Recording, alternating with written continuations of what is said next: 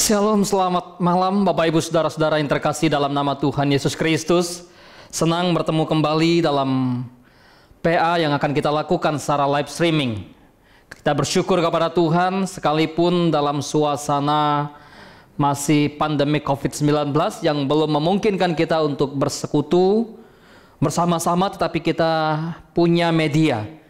Kita bisa belajar bersama-sama kebenaran firman Tuhan. Dan PA kita akan membahas kitab Kisah Para Rasul. Kita lanjutkan perjalanan kita di dalam kitab Kisah Para Rasul. Kita sudah membahas pasal yang pertama tentang bagaimana Kristus yang naik ke surga yang disaksikan oleh para murid.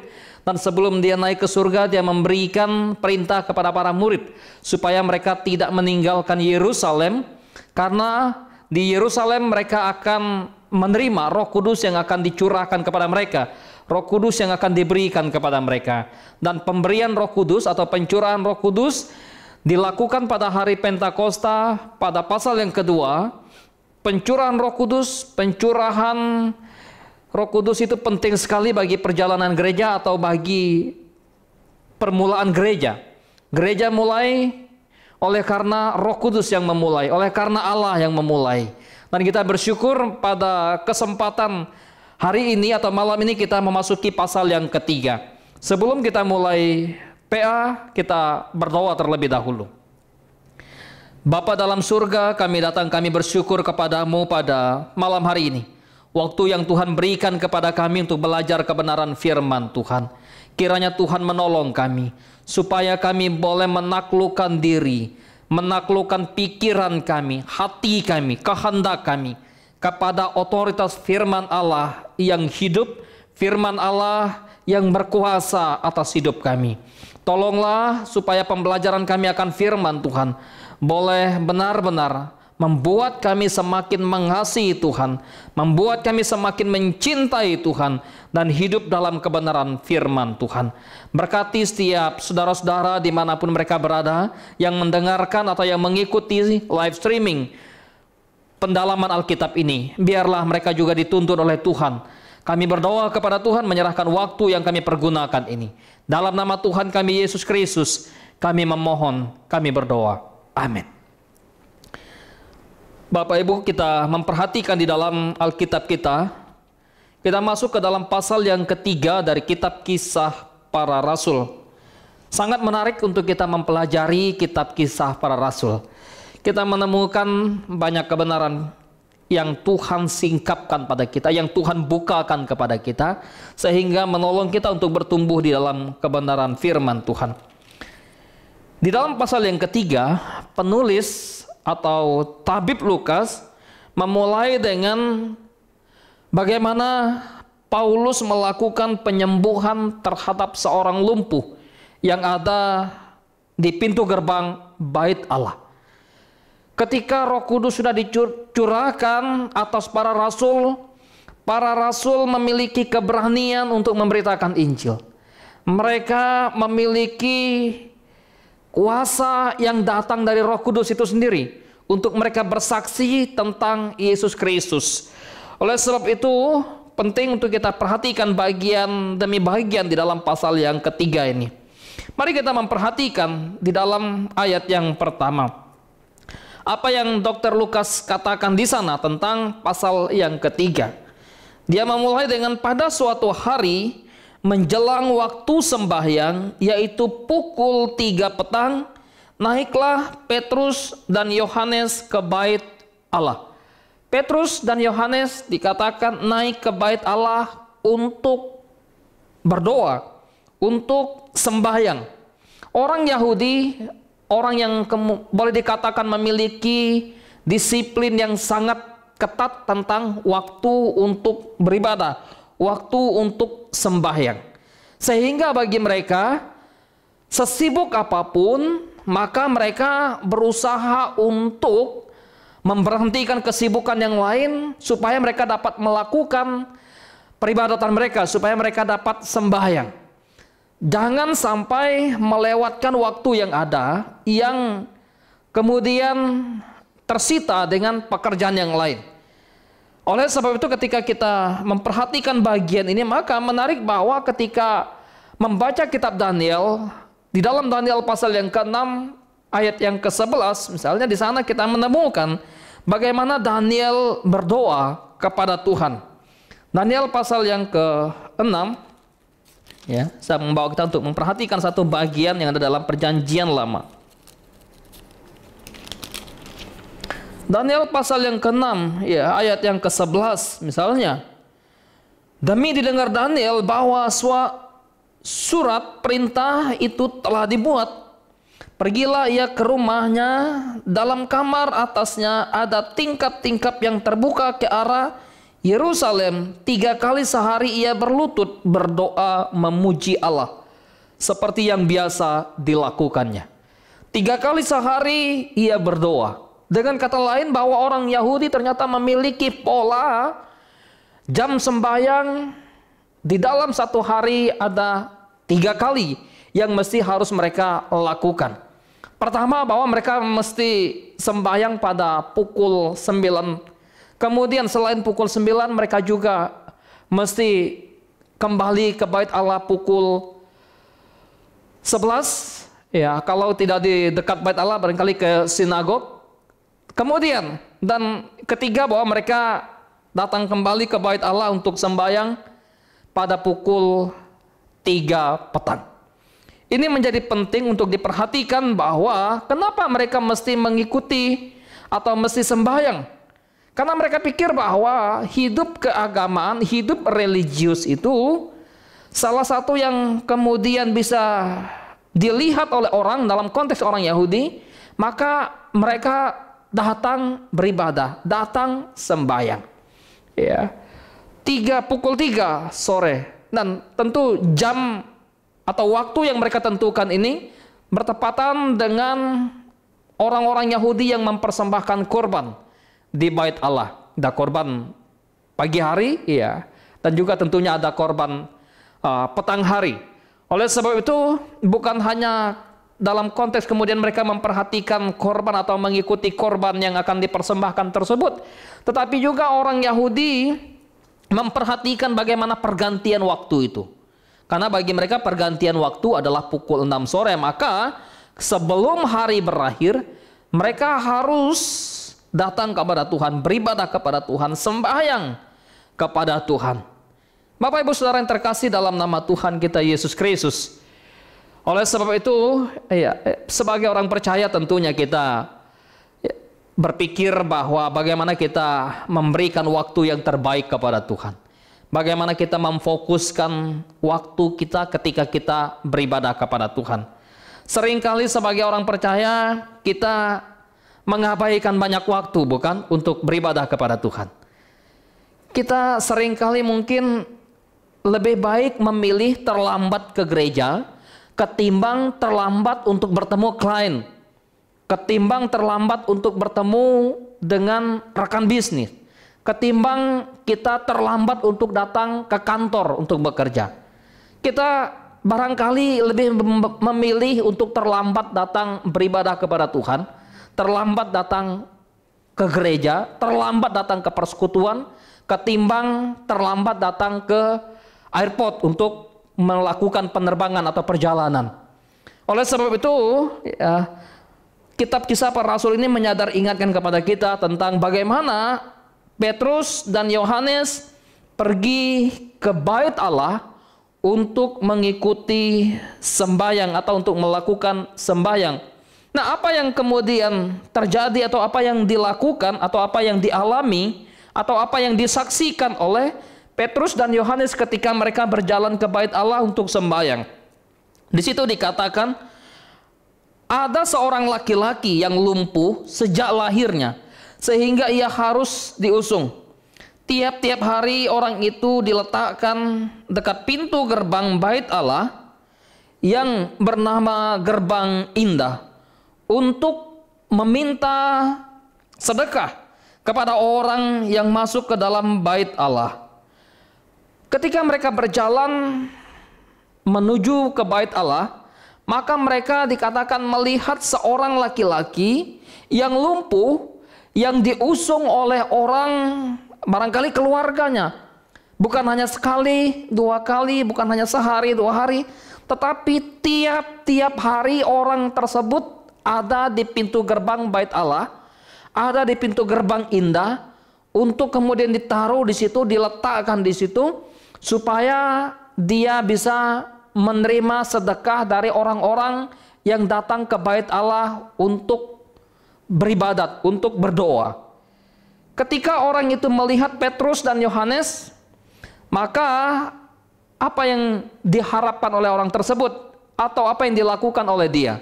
Ia meminta sedekah. Itulah yang terjadi di dalam bagian yang kedua tentang bagaimana mereka melakukan perjalanan ke Bait Allah.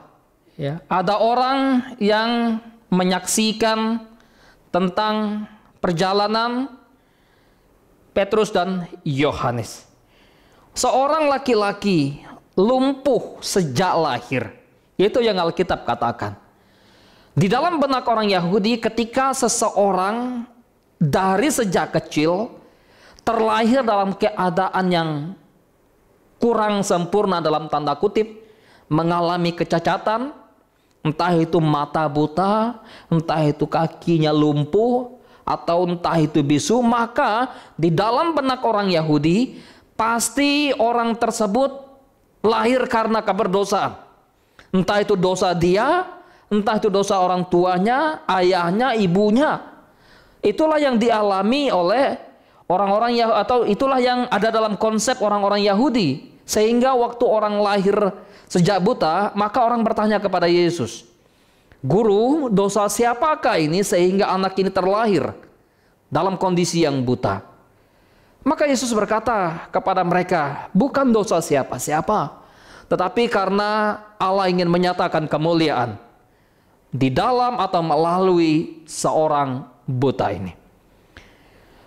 Nah, ketika bicara tentang orang yang lumpuh sejak lahirnya, maka bukan saja dalam perspektif orang Yahudi menganggap dia adalah orang yang berdosa atau ibu atau ayahnya orang berdosa, tetapi juga ini menjadi satu penghalang bagi dia untuk datang masuk ke dalam Bait Allah, sehingga dia hanya bisa sampai di gerbang Bait Allah. Dianggap sebagai seorang yang najis, dianggap sebagai seorang yang berdosa, dianggap sebagai orang yang tidak layak, tidak berkenan untuk masuk ke dalam Bait Allah. Ini pukulan yang keras bagi orang-orang Yahudi pada waktu itu, yang hidup dalam keterbatasan, yang hidup dalam kondisi yang cacat, yang hidup dalam kondisi yang tidak sempurna secara fisik, karena orang-orang menganggap bahwa mereka adalah orang yang berdosa dan tidak layak datang kepada Tuhan. Bapak Ibu Saudara yang terkasih dalam nama Tuhan, sehingga secara religius, secara keagamaan atau secara kerohanian sudah divonis oleh orang-orang bahwa dia adalah orang berdosa. Tetapi juga secara sosial, barangkali dia juga adalah orang yang tidak dipandang. Orang yang kalaupun dipandang, dipandang dengan sebelah mata oleh orang-orang lain. Secara ekonomi barangkali juga dia mengalami kesulitan, sehingga dia hanya mengharapkan belas kasihan orang yang memberikan sedekah kepadanya. Ya. Dia mengharapkan sedekah dari orang-orang yang ada di sekitar Bait Allah tersebut. Nah, ketika dia ada di Bait Allah, maka dia ada di gerbang indah. Ya, menarik Bapak Ibu Saudara yang terkasih dalam nama Tuhan Yesus Kristus, ketika bicara tentang gerbang indah di mana dia ada, ya Bapak Ibu bisa melihat di lingkaran yang kuning, maka itulah gerbang, depan gerbang indah, tempat seorang cacat tersebut ditaruh, ya, yaitu di depan pintu gerbang Bait Allah. Kenapa disebut dengan gerbang indah? Ada yang mengatakan bahwa disebut sebagai gerbang indah karena memang dibuat sedemikian indahnya. Di sebelah timur, menghadap ke timur, ya, dibuat dari emas atau dari tembaga. Ada yang mengatakan bahwa dibuat dari tembaga, sehingga gerbang indah itu betul-betul, ya, menarik dan orang yang ke Bait Allah untuk sembahyang, orang yang ke Bait Allah untuk melaksanakan peribadatan, tidak jarang mereka pasti melewati gerbang yang indah tersebut. Oleh sebab itu, tempat yang strategis untuk seorang pengemis adalah tempat di mana orang banyak lalu lalang, tempat di mana orang banyak lewat, Tidak mungkin seorang pengemis ditaruh oleh orang yang mengusungnya di tempat orang yang sepi. Pasti jarang. Ya, pasti jarang. Karena tujuan mereka menaruh atau mengusung seorang yang cacat tersebut, seorang yang lumpuh tersebut adalah supaya dia dapat mengemis, meminta sedekah, mendapatkan uang dari orang-orang yang lewat pada waktu itu. Bapak Ibu Saudara yang terkasih dalam nama Tuhan Yesus Kristus, bicara tentang seorang pengemis yang ditaruh di depan gerbang bait Allah dan mengharapkan sedekah tersebut juga memang penting untuk kita perhatikan bahwa hal sedekah memang bukan sesuatu hal yang asing bagi orang-orang Yahudi. Ketika mereka bicara tentang sedekah, maka yang ada dalam pemikiran orang-orang Yahudi pada waktu itu adalah sedekah bagian dari satu kewajiban keagamaan mereka.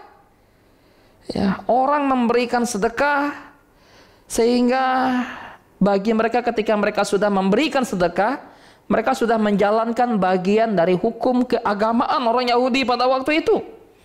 Dan pemberian sedekah begitu mengakar dalam masyarakat orang Yahudi. Ya, semua orang yang tidak tergolong miskin maka memberikan yang namanya sedekah. Dan ketika mereka memberikan sedekah, maka digambarkan sebagai satu ketaatan. Ya, ketaatan dalam aspek religiusitas, dalam aspek keagamaan mereka, dalam aspek kerohanian mereka. Waktu mereka memberikan sedekah, maka mereka pikir mereka sudah orang yang dekat dengan Tuhan, orang yang sangat rohani dalam tanda kutip. Oleh sebab itu bicara tentang pemberian sedekah juga bukan hanya sekedar hubungan mereka dengan Tuhan, tapi juga ada hubungan sosial yang mereka perhatikan. Dan bahkan ketika mereka memberi sedekah, itu juga bagi mereka dipahami sebagai mereka menunjukkan hidup moral yang baik. Itulah yang dipahami oleh orang-orang Yahudi pada waktu itu, sehingga pemberian sedekah tergolong orang yang taat.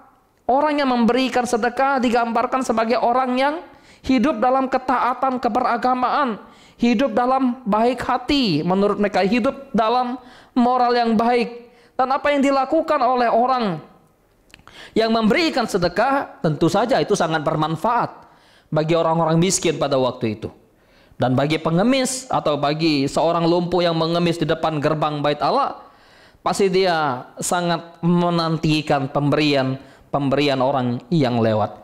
Dan barangkali orang yang datang ke bait Allah pun mereka akan berlomba siapa yang akan memberikan sedekah yang terbanyak di dalam ukuran mereka pada waktu itu. Di dalam Injil Matius pasal yang ke-6, kalau kita memperhatikan di sana, maka waktu memberikan sedekah, Yesus mengajarkan kepada para muridnya, waktu kamu orang memberikan sedekah, janganlah seseorang mencanangkan atau jangan seseorang kemudian mempublikasikan diri, memamerkan diri bahwa dirinya sudah memberikan sedekah. Karena dalam konteks orang Yahudi pada waktu itu, ketika orang memberikan sedekah, ada orang-orang tertentu yang kemudian membunyikan canangnya, membunyikan peluitnya, membunyikan trompetnya, tanda bahwa dia sudah memberikan sedekah.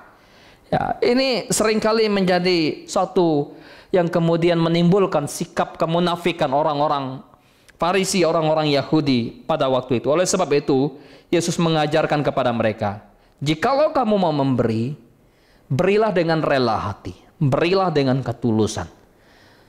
Jika tangan kanan memberi, biarlah tangan kiri jangan mengetahui. Ya, hal yang sangat serius untuk diperhatikan. Dan tentunya di dalam konteks pemberian sedekah ini bisa menimbulkan bahaya tentu kalau tidak hati-hati. Pertama, bahaya bagi seorang penerima. Bagi seorang penerima seperti seorang pengemis ini, dia akan merasa nyaman dengan pola mengemisnya, kebergantungan hidup, merasa enak. Tetapi bagi orang yang memberi, maka bisa terjebak juga ketika tidak hati-hati dalam memberi. Kenapa? Waktu orang memberi, maka orang tergoda untuk menyatakan kesombongannya. Waktu orang memberi sedekah ini, orang kemudian tergoda untuk menyatakan keangkuhan hidupnya. Waktu orang memberi, orang tergoda untuk menginginkan pujian, menginginkan hormat. Oleh sebab itu Yesus mengajarkan hati-hati di dalam melakukan satu pemberian, di dalam melakukan satu pembagian terhadap orang lain, supaya tidak menimbulkan jebakan hidup keberagamaan yang salah. Bapak Ibu saudara-saudara yang terkasih dalam nama Tuhan Yesus Kristus, seorang lumpuh tersebut mengharapkan sedekah dari orang yang lewat, termasuk dari Petrus dan juga Yohanes. Kalau kita memperhatikan di dalam bagian selanjutnya, ya, apa yang disampaikan oleh Dr. Lukas tentang seorang yang mengharapkan sedekah ini, ya, maka yang diharapkan oleh seorang yang mengemis di pintu gerbang bait Allah tersebut adalah mengharapkan apa yang diberikan oleh Petrus dan Yohanes. Jadi ketika mereka mau masuk ke bait Allah, maka Yohanes dan Petrus kemudian menatap seorang lumpuh tersebut. Ya, apa yang dikatakan oleh Petrus? Lihatlah kami. Dan tentu saja seorang lumpuh itu melihat mereka. Seorang lumpuh itu menatap mereka. Ya, menatap mereka, barangkali dia mengharapkan ada koin yang diberikan, ada uang yang diberikan oleh Petrus dan Yohanes. Ya, ayat yang keempat, mereka menatap dia dan Petrus berkata, lihatlah kepada kami. Lalu orang itu menatap mereka dengan harapan akan mendapatkan sesuatu dari mereka. Sesuatu itu pasti dalam perspektif seorang lumpuh itu adalah uang. Dalam perspektif orang lumpuh itu adalah ya koin, uang, ya, yang kemudian diberikan oleh Petrus dan juga Yohanes. Tetapi Petrus di dalam ayat yang kelima, apa yang dikatakan oleh Petrus? Ya, di dalam ayat keempat bagian terakhir, lihatlah kami. Lalu orang itu menatap mereka dengan harapan akan mendapatkan sesuatu dari mereka. Tetapi Petrus berkata, ya, apa yang dikatakan oleh Petrus? Ayat yang ke-6. Petrus berkata, emas dan perak tidak ada pada kami atau tidak ada padaku, tetapi apa yang kupunyai kuberikan kepadamu. Demi nama Tuhan, demi nama Yesus Kristus orang Nazaret itu, berjalanlah. Ya, harapan orang lumpuh adalah bagaimana dia menerima sedekah dari Petrus dan Yohanes. Tetapi ternyata Petrus dan Yohanes tidak memiliki emas, perak yang dipersembahkan atau yang diberikan sebagai sedekah kepada orang lumpuh tersebut. Ya, kehidupan para rasul bukan kehidupan orang yang kaya. Kehidupan para rasul bukan kehidupan orang yang berlimpah dengan harta. Tetapi mereka berlimpah dengan kasih karunia. Mereka limpah dengan hati, kaya dalam Kristus. Setelah Roh Kudus diturunkan, maka para rasul terus-menerus menikmati sukacita, menikmati kelimpahan kasih karunia Allah, sehingga apa yang diberikan oleh Petrus bukanlah emas, bukanlah perak seperti yang diharapkan oleh seorang lumpuh tersebut, tetapi dia berkata, demi nama Kristus Yesus, atau demi nama Yesus Kristus orang Nazaret itu, berjalanlah. Dengan kata lain, maka apa yang diberikan oleh Petrus adalah Yesus Kristus Tuhan itu. Itulah harta terbesar para rasul. Harta terbesar orang percaya. Harta terbesar yang dimiliki oleh saya dan saudara. Kita memiliki Kristus. Ya, kalaupun Tuhan menganugerahkan kekayaan dalam bentuk materi, uang, tidak ada yang salah. Tetapi kalau hidup dalam kemiskinan, hidup makan pun sulit, itu pun bukan aib. Jikalau engkau hidup dalam Kristus, saya dan saudara kita semua hidup dalam Kristus. Ya. Petrus berkata, demi nama Kristus, demi nama Yesus, orang Nazaret itu berjalanlah. Lalu ia memegang tangan kanan orang itu dan membantu dia berdiri. Seketika itu berdirilah orang tersebut. Ya. Petrus memegang tangan kanan orang lumpuh itu dan membantu dia berdiri. Ketika itu juga kuatlah kakinya, kuatlah mata kaki orang itu. Lalu orang itu melonjak berdiri, lalu berjalan kian kemari dan mengikuti mereka ke dalam bait Allah dan berjalan melompat sambil memuji Allah. Itulah yang dialami oleh seorang lumpuh, ya, yang menerima mujizat yang dilakukan oleh Petrus dan Yohanes. Rasul-rasul yang diberi otoritas oleh Allah, oleh Kristus. Rasul-rasul yang hidup dalam pimpinan Roh Kudus. Mereka menyatakan nama Kristus. Mereka memberitakan Kristus Yesus itu. Demi nama Yesus orang Nazaret, berjalanlah. Ya, seketika itu seorang lumpuh itu berjalan. Tidak nunggu berjam-jam. Tidak nunggu berhari-hari.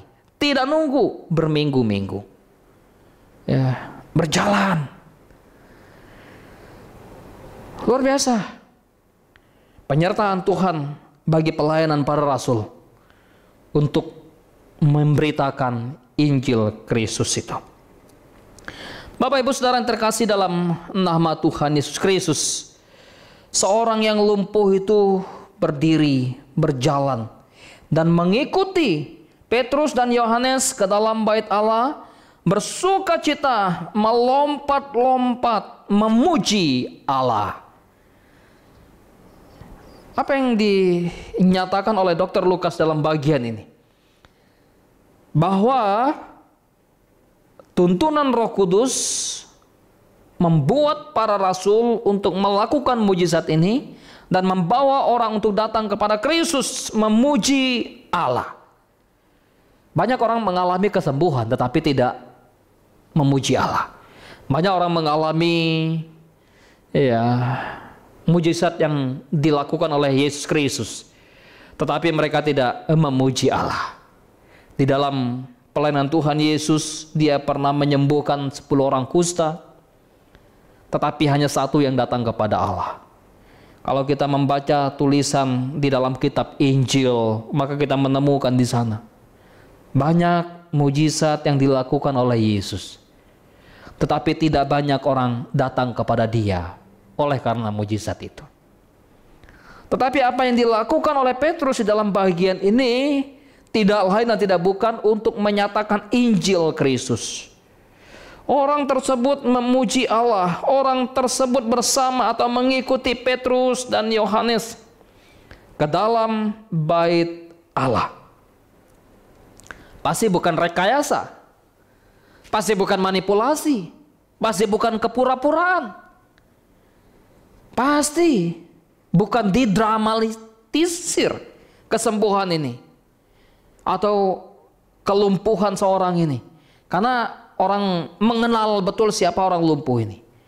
Ya, orang banyak mengetahui siapa orang lumpuh ini, sehingga ketika orang banyak mengetahui, di dalam ayat 9 dan 10 melihat seorang lumpuh tersebut memuji Allah sambil berdiri berjalan mengikuti Petrus dan Yohanes, orang-orang tercengang. Ya, karena mereka mengenal dia. Ayat 10. Orang-orang mengenal orang lumpuh itu sebagai orang yang biasanya duduk meminta sedekah di gerbang bait Allah. Ya, mereka mengenal dia. Ya. Sehingga apa yang dilihat atau yang dialami oleh orangnya? Mereka takjub. Ya, mereka atau orang tersebut takjub, orang-orang yang melihatnya menjadi takjub di dalam ayat yang ke-10. Dan tercengang tentang apa yang telah terjadi pada seorang lumpuh tersebut. Mereka takjub, mereka tercengang melihat apa yang terjadi atas seorang lumpuh tersebut. Bapak Ibu Saudara yang terkasih dalam nama Tuhan Yesus Kristus, ya, di dalam pasal yang kedua, orang-orang juga tercengang ketika para rasul berbicara dalam bahasa-bahasa yang bisa dimengerti, yang bisa dipahami oleh para pendengarnya. Di dalam pasal yang ketiga ini, orang pun masih termangu-mangu, masih heran, masih takjub dengan apa yang dilakukan oleh Petrus. Nah, kemudian ketika orang-orang takjub, ya, orang-orang tercengang melihat apa yang dilakukan oleh Petrus, maka selanjutnya di dalam ayat yang ke-11, orang itu tetap mengikuti Petrus dan Yohanes, maka seluruh orang banyak yang sangat keheranan itu datang mengerumuni mereka di serambi yang disebut dengan serambi Salomo. Jadi seorang yang sudah sembuh itu kemudian mengikuti Petrus dan Yohanes menjadi daya tarik bagi orang banyak. Ya. Ketika orang-orang melihat dia terus bersama dengan Petrus, bersama dengan Yohanes, dan ini kesempatan bagi Petrus untuk memberitakan Injil. Ya, Petrus mengambil kesempatan untuk memberitakan Injil kepada orang-orang banyak yang ada di bait Allah itu, secara khusus di serambi Salomo. Serambi Salomo ini tempat juga di mana Yesus pernah mengajar. Kalau kita membaca di dalam Injil Yohanes misalnya, kita menemukan di sana bagaimana orang-orang bertanya kepada Yesus, "Jikalau engkau Mesias, katakanlah kepada kami, supaya kami tidak menanti lagi, supaya kami tidak menunggu lagi." Tetapi Yesus terus mengajar kepada mereka tentang bagaimana Mesias, bagaimana anak Allah, bagaimana dirinya harus mati menderita. Bapak Ibu Saudara yang terkasih dalam nama Tuhan Yesus Kristus, kemudian apa yang dilakukan oleh Petrus dalam khotbahnya adalah sesuatu yang sangat menarik untuk diperhatikan di dalam ayat yang ke-12. Petrus melihat orang banyak itu lalu berkata, "Hai orang Israel, mengapa kamu heran tentang kejadian itu, dan mengapa kamu menatap kami seolah-olah kami membuat orang ini berjalan karena kuasa atau kesalehan kami? Hai orang Israel." Fokus dari pemberitaan Injil yang dilakukan oleh Petrus masih kepada orang-orang Israel. Di dalam pasal yang kedua, dia juga berkata, "Hai orang-orang Yehuda, orang-orang Yudea, orang-orang Israel, apa yang kalian pikirkan tentang kesembuhan seorang yang lumpuh ini? Apakah kamu pikir bahwa kami yang melakukan dengan kuasa kami? Apakah kamu pikir bahwa karena kami punya kuasa, karena kami saleh, maka kami yang melakukan itu?" Jikalau Petrus hidup sebagai hamba Tuhan di zaman sekarang, sebagai pendeta di zaman sekarang, pasti Petrus akan mendapatkan keagungan atau mendapatkan pujian, mendapatkan sanjungan. Dan barangkali dia juga akan terjebak, ya, menganggap dirinya hebat, menganggap dirinya sang pembuat mujizat itu. Tetapi menarik bahwa Petrus tidak ingin orang-orang melihat kepada sosoknya, melihat kepada pribadi dia dan juga Yohanes. Oleh sebab itu, hai orang Israel, mengapa kamu heran tentang apa yang dialami oleh seorang lumpuh ini yang bisa berjalan? Itu bukan karena kesalahan kami. Dalam ayat yang ke-13, Allah Abraham, Allah Ishak, Allah Yakub, Allah nenek moyang kita telah memuliakan hambanya, yaitu Yesus, yang kamu serahkan dan tolak di depan Pilatus, walaupun Pilatus berpendapat bahwa ia harus dilepaskan. Ya. Itulah khotbah Petrus yang pertama.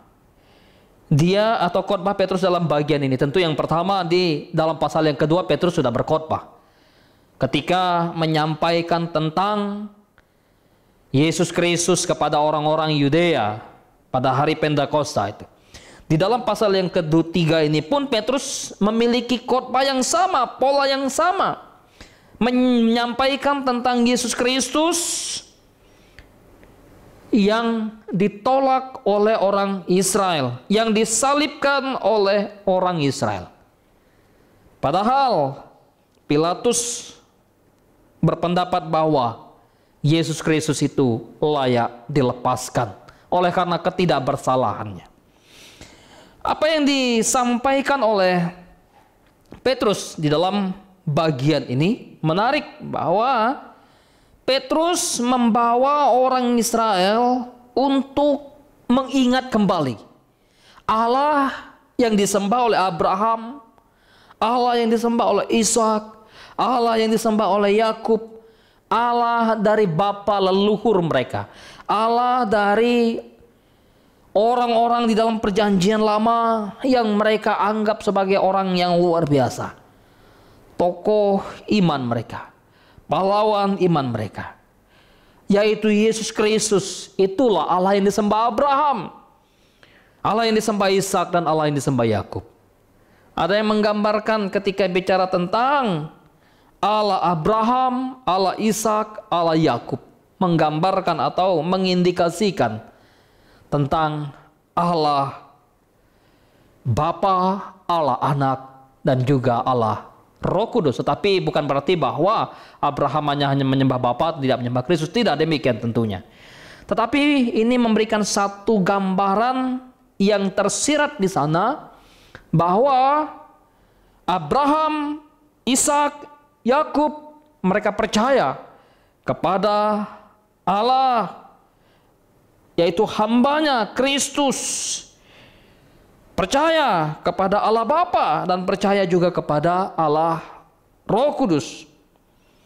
Ibu bapak saudara yang terkasih dalam nama Tuhan Yesus Kristus, apa yang kita bisa lihat di dalam pola khotbah Petrus ini menarik sekali untuk kita perhatikan kalau kita membandingkan dengan khotbahnya di dalam pasal yang kedua. Di dalam pasal yang kedua ayat yang ke-14, Petrus berkata tentang hai orang-orang Yudea. Di dalam pasal yang ketiga ayat 12 juga dia berkata, hai orang-orang Israel. Fokus dari khotbah Petrus, fokus dari pemberitaan Injil Petrus, fokus dari penyampaian tentang Kristus yang disampaikan oleh Petrus masih berfokus kepada orang Israel, masih dialamatkan kepada orang-orang Israel. Kalau kita membaca kitab Galatia, kita menemukan di sana Paulus berkata bahwa Petrus memang diperuntukkan rasul bagi orang-orang Yahudi. Ya. Tetapi kenapa Petrus yang dipakai oleh Tuhan pertama-tama kali untuk memberitakan Injil di dalam kisah para rasul ini, baik pasal yang kedua kemarin maupun pasal yang ketiga ini masih berfokus kepada Petrus, karena tentu saja kita mengingat apa yang pernah Tuhan Yesus sampaikan kepada Petrus, di atas batu karang ini aku akan mendirikan umatku, dan alam maut tidak menguasainya, menunjuk kepada batu karang adalah Kristus, dan kunci kerajaan surga akan kuberikan kepadamu, menunjukkan atau mengindikasikan bahwa Injil itulah sebagai kunci yang Kristus berikan kepada Petrus untuk kemudian setelah Kristus naik ke surga, maka Petrus yang mulai memberitakan Injil itu kepada orang-orang Yahudi. Dan kemudian nanti baru kepada bangsa-bangsa lain. Bapak Ibu Saudara yang terkasih dalam nama Tuhan Yesus Kristus, di dalam khotbahnya di dalam pasal yang kedua, Petrus juga disalahpahami atau rasul-rasul disalahpahami, kesalahpahaman orang terhadap para rasul. Mereka berkata bahwa orang-orang para rasul sedang mabuk. Karena ini Petrus katakan bukan mabuk. Tetapi dalam pasal yang ketiga pun orang-orang mulai menyalahpahami tentang Petrus, dalam pengertian bahwa menganggap Petruslah yang berkuasa, Petruslah yang saleh, dan Yohanes yang membuat mujizat itu. Mengapa kamu menatap kami demikian? Kemudian di dalam pasal yang kedua, referensi yang diambil oleh Petrus menunjuk kepada bapa leluhur mereka, yaitu Raja Daud. Tetapi dalam pasal yang ketiga ini, Petrus mengambil bapa leluhur mereka juga, Abraham, Ishak, dan Yakub. Di dalam pasal yang kedua, khotbah Petrus juga membahas tentang Yesus Kristus yang disalibkan, lalu yang dibunuh, dan bahkan yang dibangkitkan. Dalam pasal yang ketiga, Yesus yang disalibkan, Yesus yang ditolak, dan Yesus yang dibangkitkan itu pun menjadi inti dari pemberitaan Injil yang disampaikan oleh Petrus. Dan kemudian di dalam pasal yang kedua, Petrus bicara tentang bagaimana Allah, yaitu Yesus Kristus yang dimuliakan itu. Maka dalam pasal yang ketiga ayat yang ke-13 pun Petrus berbicara tentang Yesus Kristus yang dimuliakan. Bapak Ibu Saudara yang terkasih dalam nama Tuhan Yesus Kristus, Allah Abraham, Allah Ishak, Allah Yakub, Allah nenek moyang kita yang telah dimuliakan hambanya, yaitu Kristus. Dan tentunya ada panggilan pertobatan. Kalau kita memperhatikan di dalam pasal yang kedua ayat yang ke-38 dan juga di dalam pasal yang ketiga ayat yang ke-19, maka kita menemukan juga di mana Petrus menyerukan tentang pertobatan.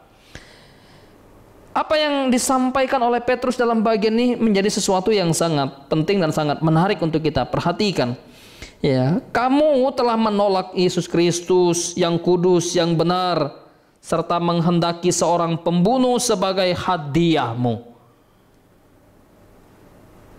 Apa yang dikehendaki oleh orang-orang Yahudi pada waktu itu?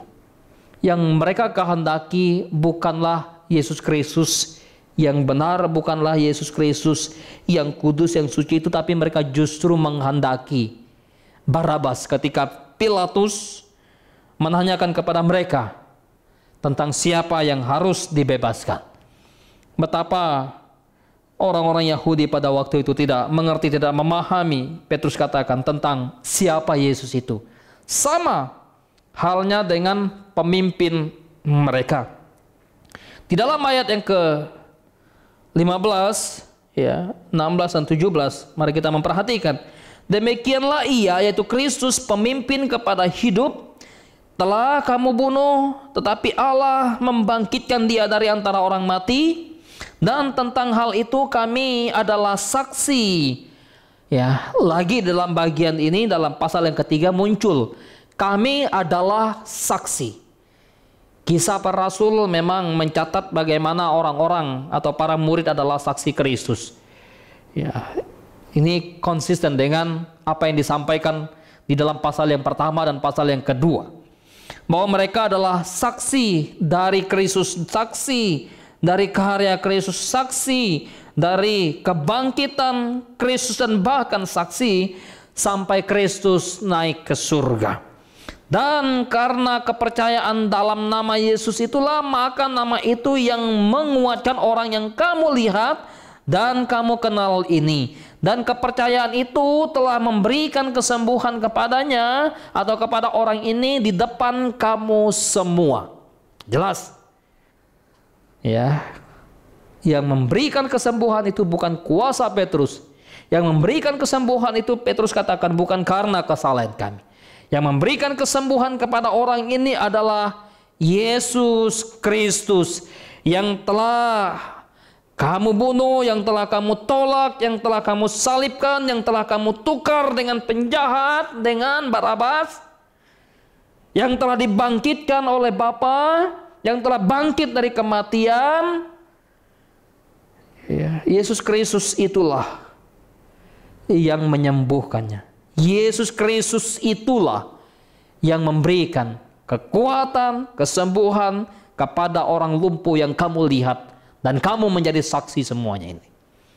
Luar biasa pemberitaan Petrus. Dia tidak ingin mendapatkan panggung. Dia tidak ingin mendapatkan kehormatan di dalam pemberitaan Injil. Dia selalu mengedepankan Kristus sebagai pusat pemberitaan Injilnya. Petrus melanjutkan dengan menguraikan bagaimana orang-orang Yahudi yang terus menolak Yesus. Mereka membunuh Yesus. Di dalam ayat yang ke-17, hai saudara-saudara, aku tahu bahwa kamu telah berbuat demikian karena ketidaktahuan, sama seperti semua pemimpin kamu. Kenapa mereka melakukan itu? Karena mereka tidak tahu. Kenapa mereka tidak tahu? Karena pemimpin mereka tidak memberitahu mereka. Bebal hati. Siapa pemimpin mereka? Imam-imam, ahli-ahli Taurat, orang-orang Farisi yang selalu berusaha untuk menolak Yesus, yang selalu berusaha untuk menyalibkan Yesus, membunuh Yesus. Ya, itulah yang membuat mereka tidak mengetahui, buta hati mereka, rohani mereka buta. Mereka bebal. Mereka tidak mau membuka hati untuk Injil Kristus. Bayangkan. Ya, Bapak Ibu Saudara yang terkasih dalam nama Tuhan Yesus Kristus. Kita bersyukur kepada Tuhan. Di zaman sekarang, kita begitu mudah belajar kebenaran firman Tuhan. Belajar tentang kebenaran firman Tuhan. Kita bisa melalui YouTube. Kita bisa belajar ya melalui secara online, tentunya secara live streaming. Sehingga tidak ada lagi tembok yang membatasi, tidak ada lagi tembok yang membendung seluruh pengajaran-pengajaran di dalam dunia modern sekarang. Tapi kita mesti kembali kepada Alkitab. Mesti kembali kepada kebenaran Alkitab. Tundukkan hati, tundukkan pikiran kepada otoritas firman Allah. Sehingga ketika kita belajar, kita sungguh-sungguh merendahkan diri di hadapan Tuhan. Orang-orang Israel atau orang-orang Yahudi, mereka tidak tahu, mereka tidak mengetahui karena pemimpin atau sama seperti pemimpin mereka yang tidak mau tahu tentang kebenaran. Padahal Kristus sudah menyatakan diri melalui karya, melalui tanda-tanda yang ajaib. Orang-orang Yahudi suka meminta tanda, dan Kristus telah memberikan banyak tanda. Oleh sebab itu kenapa dalam pemberitaan Injil melalui para rasul yang dipimpin oleh Tuhan ini, tanda pun diberikan kepada mereka. Ya. Ayat yang ke-18. Tetapi dengan jalan demikian Allah telah menggenapi apa yang telah difirmankannya dahulu dengan perantaran nabi-nabinya, yaitu bahwa Mesias yang diutusnya harus menderita. Karena itu sadarlah dan bertobatlah. Sadarlah dan bertobatlah supaya dosamu dihapuskan, agar Tuhan mendatangkan kelegaan dan mengutus Yesus yang dari semula diuntukkan bagimu sebagai Kristus, sebagai penyelamat, sebagai Mesias. Kristus itu harus tinggal di surga sampai waktu pemulihan segala sesuatu seperti yang difirmankan Allah dengan perantaraan nabi-nabinya yang diutus di zaman dahulu. Para nabi sudah diutus oleh Tuhan untuk berbicara kepada umat Israel, untuk menyampaikan tentang Mesias itu. Oleh sebab itu bicara tentang Mesias yang menderita, Mesias yang dianiaya, Mesias yang akan mengalami banyak penderitaan. Harusnya mereka sudah tahu, sudah pahami karena para nabi sudah mengajarkan kepada mereka. Para nabi sudah menuliskan, para nabi sudah memberitakan kepada mereka. Tetapi karena kebebalan hati mereka, mereka tidak percaya kepada pemberitaan para nabi. Mereka tidak percaya kepada tulisan-tulisan yang dibicarakan oleh para nabi tentang Mesias itu. Kristus yang diberitakan oleh para nabi, yang disampaikan oleh para nabi yang diutus oleh Allah dari zaman dahulu atau pada zaman dahulu. Bukankah telah dikatakan Musa, Tuhan Allah akan membangkitkan bagimu seorang nabi di antara saudara-saudaramu, sama seperti aku. Musa berkata, dengarkanlah dia dalam segala sesuatu yang akan dikatakan kepadamu, dan akan terjadi bahwa semua orang yang tidak mendengarkan nabi itu akan dibasmi dari umat kita. Dan semua nabi yang pernah berbicara mulai dari Samuel dan sesudah dia telah bernubuat tentang zaman ini. Kamulah, Petrus katakan, waris. Kamulah yang mewarisi nubuat-nubuat itu dan mendapat bagian dalam perjanjian yang telah diadakan Allah dengan nenek moyang kita ketika ia berfirman kepada Abraham, oleh keturunanmu semua bangsa di muka bumi akan diberkati. Bapak Ibu Saudara yang terkasih dalam nama Tuhan Yesus Kristus, apa yang disampaikan oleh Petrus di dalam khotbahnya ini menarik, bahwa pusat pemberitaan Petrus adalah Kristus, dan Petrus mendorong atau mengundang orang-orang Israel, orang-orang Yudea untuk kembali kepada Allah, kembali kepada Kristus yang telah dijanjikan oleh Allah melalui Abraham. Yesus Kristus yang telah dinubuatkan oleh para nabi, yang telah diberitakan oleh para nabi dan bahkan oleh Musa dalam kitab Pentatok sekalipun, maka harusnya orang-orang Israel mengetahui. Tetapi dikatakan mereka justru menolak dia. Mereka justru membunuhnya. Menarik bahwa kemudian Petrus melanjutkan dengan apa yang disampaikan di dalam bagian ayat yang ke-26. Dan bagi kamulah pertama-tama Allah membangkitkan hambanya dan mengutusnya kepada kamu supaya ia memberkati kamu dengan pemimpin kamu masing-masing kembali dari segala kejahatan.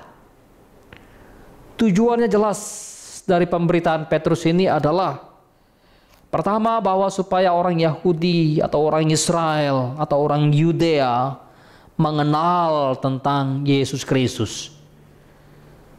Ketika mereka mengenal Yesus Kristus atau Yesus Kristus telah diberitakan kepada mereka, mereka dipanggil atau ditantang untuk bertobat, meninggalkan segala dosa mereka, meninggalkan segala kejahatan mereka.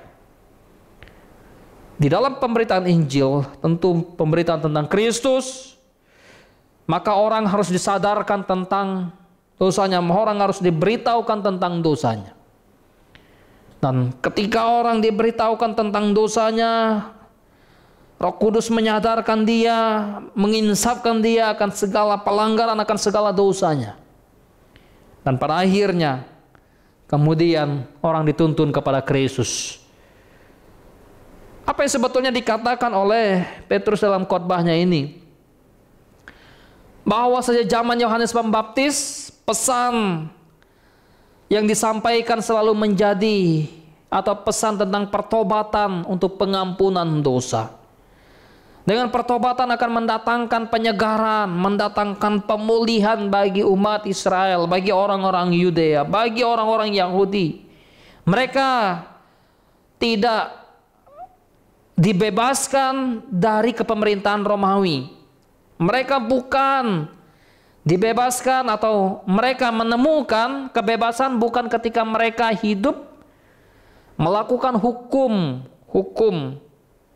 kepemerintahan Romawi pada waktu itu.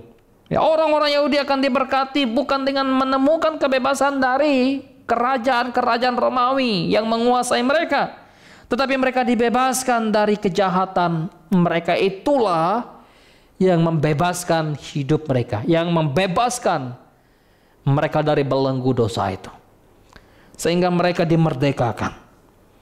Ibu bapak saudara yang terkasih dalam nama Tuhan Yesus Kristus, dari bagian pasal yang ketiga ini kita bersyukur boleh belajar dari apa yang Tabib Lukas tuliskan di dalam perjalanan kisah para rasul yang ada. Tidak boleh kita memegahkan diri di dalam memberitakan kebenaran firman Tuhan. Sepintaran sehebat apapun kita, tidak akan pernah melebihi hebat Rasul Petrus. Ya, sepandai-pandainya pun kita tidak akan pernah melebihi daripada kehebatan Rasul Petrus. Begitu Rasul Petrus rendah hati, merendahkan diri di hadapan Tuhan, dan bahkan dia punya kesempatan untuk mendapatkan pujian dari banyak orang. Dia mendapatkan kesempatan untuk didewakan. Dia mendapatkan kesempatan untuk diikuti oleh banyak orang. Tapi dia mengarahkan orang untuk mengikut Kristus. Dia mengarahkan orang untuk percaya kepada Kristus. Dia mengarahkan orang untuk bertobat dan menerima Kristus. Dia mengarahkan orang untuk bertobat dan menanggalkan segala dosa mereka. Dia mengarahkan mereka untuk kembali kepada kebenaran yang memimpin hidup mereka. Kembali kepada kebenaran. Kembali kepada Kristus yang memimpin kehidupan mereka. Bagaimana dengan hidup kita? Biarlah setiap kita dipimpin, ditolong oleh Tuhan di dalam menjalani kehidupan hari lepas hari kita. Semakin kita belajar kebenaran firman Tuhan, semakin kita mengetahui, harusnya semakin kita sadar bahwa hidup kita bukan apa-apa. Hidup kita hanyalah alat di dalam tangan Tuhan. Hidup kita hanyalah saksi Tuhan. Kalaupun Tuhan memulihkan hidup kita, Dia mau bagaimana kita mengikuti Dia.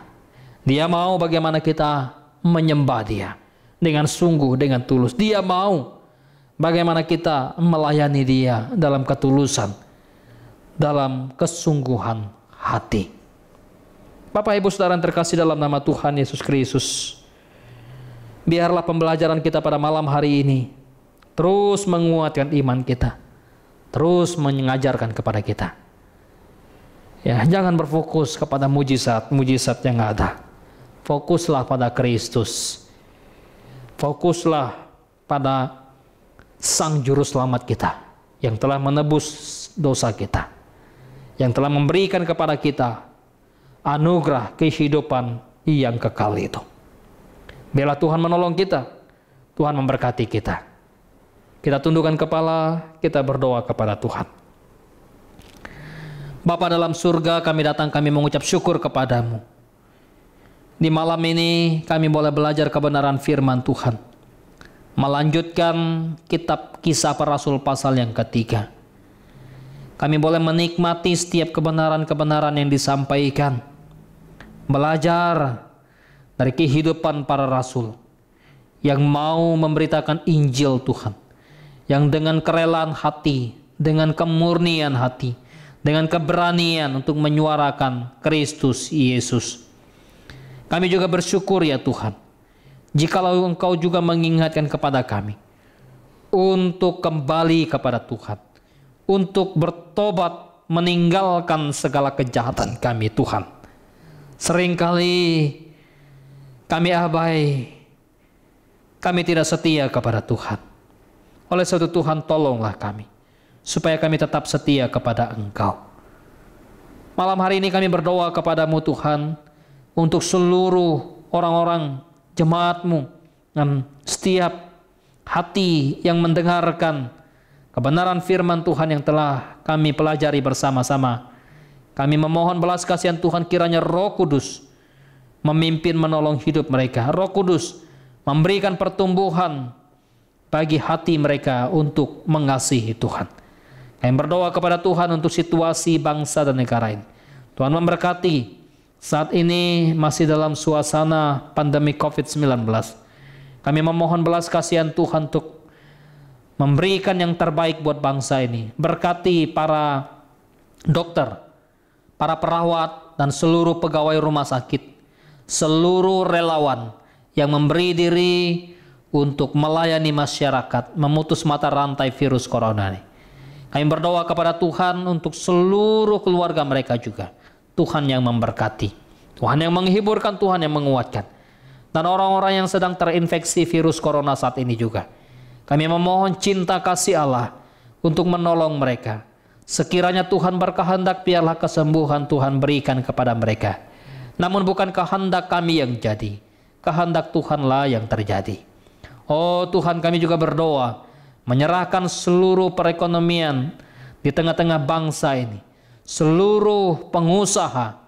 Kami berdoa kepada Tuhan, biarlah setiap mereka yang sedang mengalami kendala dalam dunia usaha, Tuhan juga yang memimpin menolong hidup mereka, memimpin setiap usaha yang dilakukan oleh setiap anak-anak-Mu di tengah-tengah bangsa ini, sehingga semua boleh berjalan dalam pimpinan, dalam tuntunan tangan Tuhan. Berkati juga orang-orang yang kehilangan lapangan pekerjaan, orang yang kehilangan penghasilan, orang-orang yang kesulitan hidup oleh karena pandemi COVID ini. Biarlah Tuhan juga yang menghiburkan, Tuhan juga yang memberkati. Terima kasih Tuhan Yesus, terima kasih. Kami percaya Tuhan selalu hadir di dalam setiap kehidupan kami. Kami menyerahkan seluruh hidup kami ini ke dalam tangan Tuhan. Tuhan juga terus memimpin menolong untuk setiap gereja-gereja-Mu, untuk setiap hamba-hamba-Mu, di dalam menyampaikan setiap kebenaran firman Tuhan, di dalam menyuarakan Injil Kerajaan Allah di tengah-tengah bangsa ini. Tuhan juga yang menuntun, supaya kami semua boleh dipimpin, dituntun oleh Tuhan untuk memberitakan Injil Tuhan. Terima kasih Tuhan Yesus, berkati juga anak-anak dari tiap jemaat-Mu, anak-anak dari setiap saudara-saudara semua yang sedang dalam menyelesaikan pendidikan, yang sedang dalam mempersiapkan diri juga untuk melanjutkan pendidikan. Kami berdoa kepada Tuhan, Tuhan juga yang memberkati. Terima kasih Tuhan, terima kasih.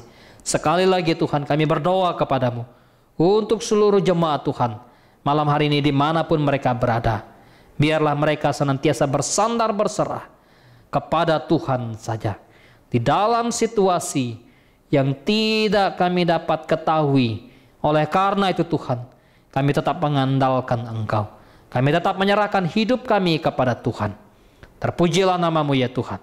Kami berdoa, kami mengucap syukur hanya dalam nama Tuhan Yesus Kristus. Amin.